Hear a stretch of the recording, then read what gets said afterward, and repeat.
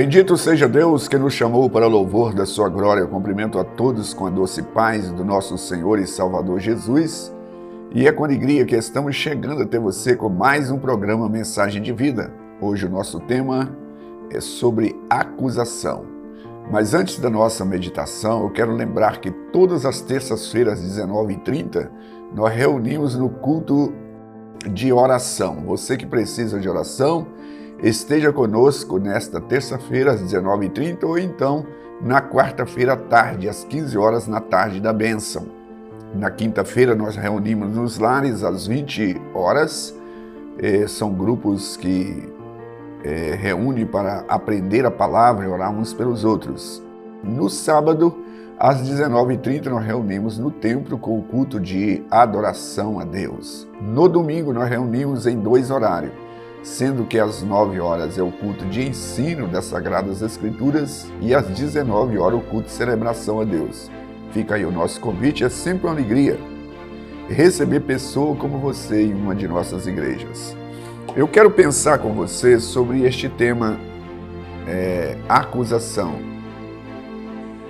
Muitas pessoas, elas costumam depreciar as outras, mas o cristianismo, essencialmente, ele aponta o caminho, inverso, ou seja, que nós devemos até mesmo suportar as injúrias, as afrontas e responder em amor e não acusação sobre acusação. E o texto que eu trago para a gente meditar encontra-se em Mateus capítulo 7, verso 7, que diz assim: não julgueis para que não sejais julgados, pois com o critério com que julgardes, sereis julgados, e com a medida com que tiverdes medido, vos medirão também. Porque vês tu o arqueiro no olho do teu irmão, porém não reparas a trave que está no teu próprio? Ou como dirás ao teu irmão: deixa-me tirar o arqueiro do teu olho, quando tens uma trave no teu olho? No teu? Hipócrita, tira primeiro a trave do teu olho, e então verás claramente para tirar o arqueiro do olho do teu irmão. Essa palavra aqui, na verdade, ela está dentro de um contexto de correção. E às vezes as acusações, elas acontecem até mesmo fora de um contexto assim. É acusação por acusação, ou mesmo por simples acusação, com a finalidade de depreciar, de denegrir a imagem da pessoa. E isso tudo é um equívoco, né?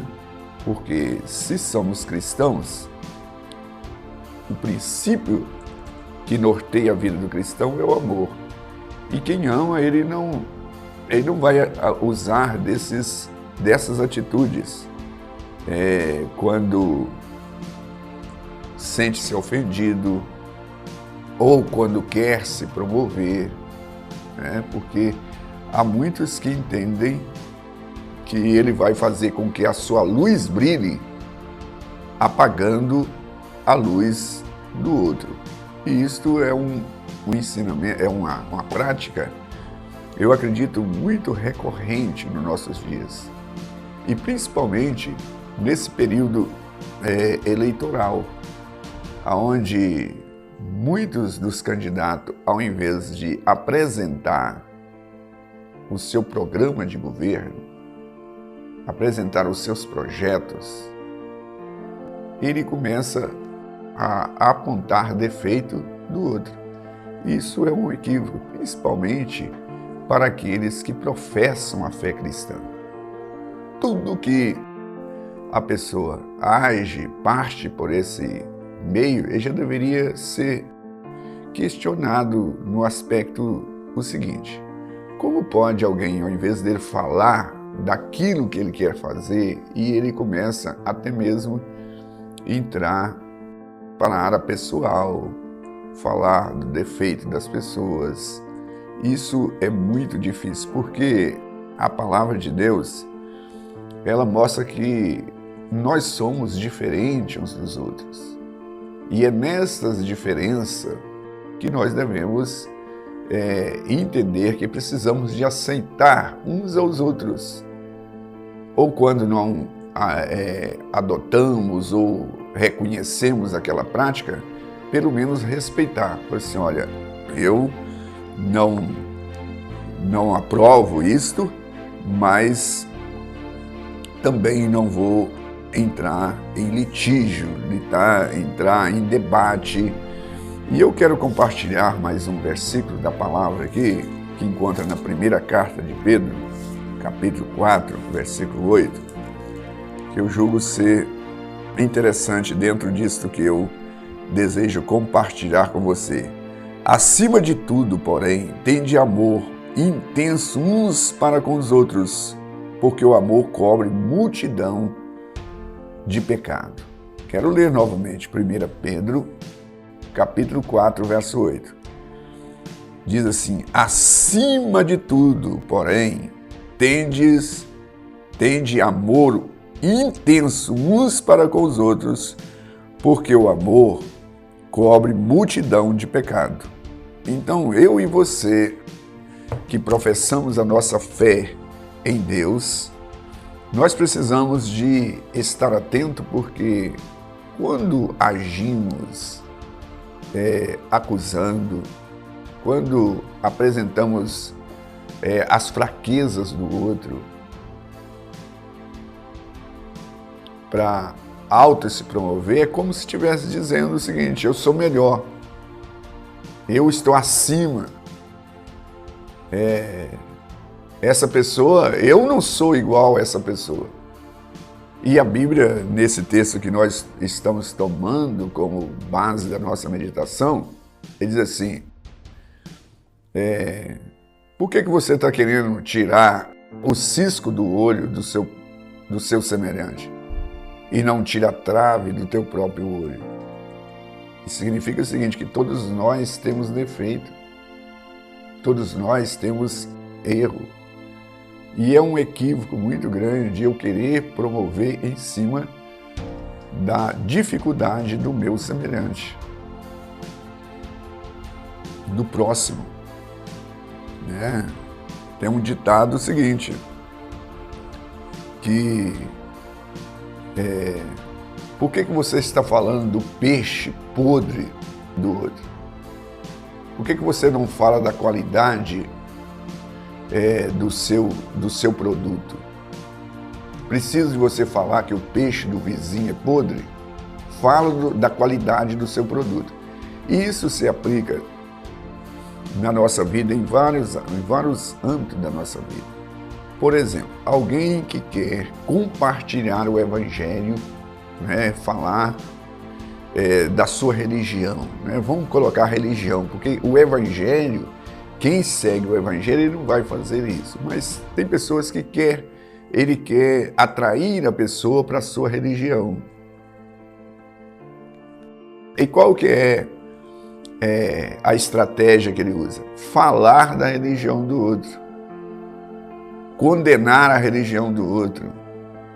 Falar que olha, essa religião sua é ruim. Você está indo para o inferno, você é isso, e começa a falar, ao invés dele anunciar da sua religião. Mas no caso do Evangelho, porque eu acredito que quem segue o Evangelho ele não vai entrar por esse viés, porque ele tem muito o que falar do reino do nosso Senhor e Salvador Jesus. E ao falar da graça do nosso Senhor Jesus, falar do amor do nosso Senhor Jesus, das coisas esplendorosas que Ele fez e que Ele pode fazer na vida de uma pessoa, então não há nenhuma chance de ficar, quem segue o Evangelho, de ficar acusando o outro que a religião dele é má, que ele está no inferno, que ele está perdido. Não, ele vai falar do que Jesus fez e o que Jesus pode fazer. E Jesus, ele veio aqui para dar a sua vida por nós, para perdoar pecadores como eu e você. E a Bíblia diz que Deus amou o mundo de tal maneira que Ele deu o seu Filho para que aquele que nele crer não pereça, mas tenha a vida eterna. Então, quando a pessoa entra pelo caminho da acusação, ele deixa de falar da grandeza, do amor, da glória deste Deus que se fez carne e habitou entre nós. Então eu acredito que dentro disso que eu estou pensando com você nesse dia, sobre essa questão de acusação, isso na verdade é reprovado por Cristo. Isso é ridículo, isso é feio, isso é um pecado, porque quando eu torno um acusador, eu estou usurpando das prerrogativas de Deus, como diz na carta de Tiago. Por que tu julgas o teu irmão? Um só que é o Senhor que pode fazer isso, é atribuição de Deus.